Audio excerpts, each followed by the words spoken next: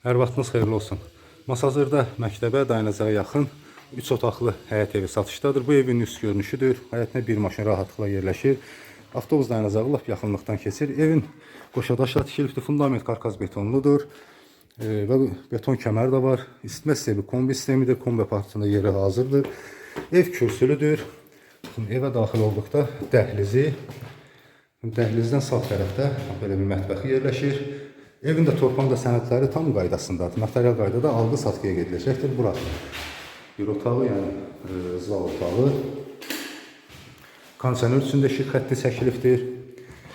TV üçün də işıq xətti çəkilibdir. Bura bir yataq otağı. Pəncərələr də göründüyü kimi qarşısı kəsilməyibdir. Bax, burada arxa tərəfdə, yəni yola baxır.